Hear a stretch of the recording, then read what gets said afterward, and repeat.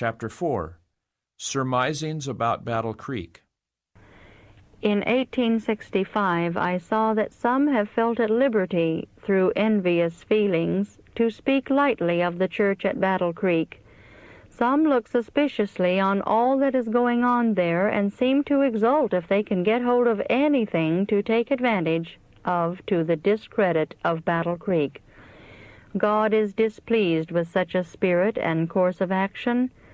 From what source do our churches abroad obtain their light and knowledge of the truth? It has been from the means which God has ordained, which center at Battle Creek.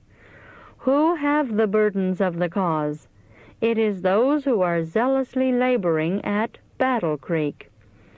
Burdens and heavy trials necessarily come upon those who stand in the forefront of the hottest battle, and perplexities and wearing thought are attendant upon all who engage in making highly important decisions in connection with the work of God. Our brethren abroad, who are relieved from all this, should feel thankful and praise God that they are thus favored, and should be the last to be jealous, envious, and fault-finding, occupying a position, report, and we will report it. The church at Battle Creek have borne the burdens of the conferences, which have been a severe tax upon nearly all. In consequence of the extra labor, many have brought upon themselves debility which has lasted for many months.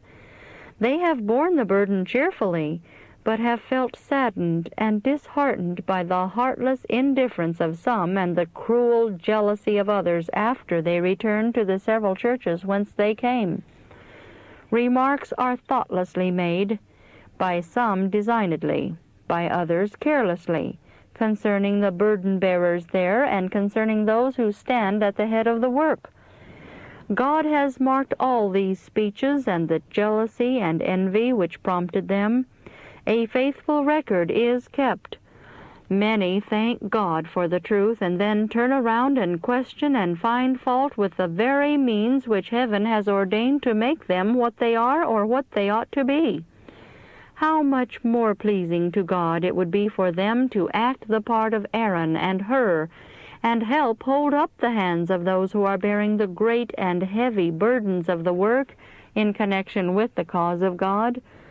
Murmurers and complainers should remain at home, where they will be out of the way of temptation, where they cannot find food for their jealousies, evil surmisings, and fault-findings, for the presence of such is only a burden to the meetings.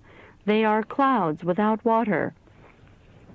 Those who feel at liberty to find fault with and censure those whom God has chosen to act an important part in this last great work would better seek to be converted and to obtain the mind of Christ.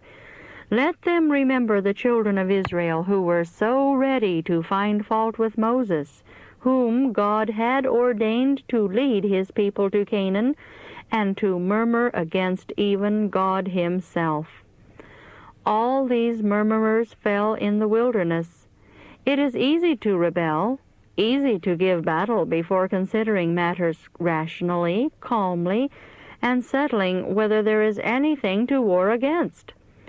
The children of Israel are an example to us upon whom the ends of the world are come. It is easier for many to question and find fault in regard to matters at Battle Creek than to tell what should be done. Some would even venture to take this responsibility, but they would soon find themselves deficient in experience and would run the work into the ground.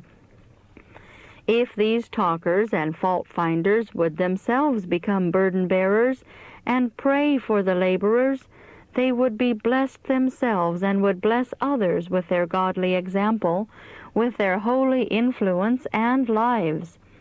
It is easier for many to talk than to pray.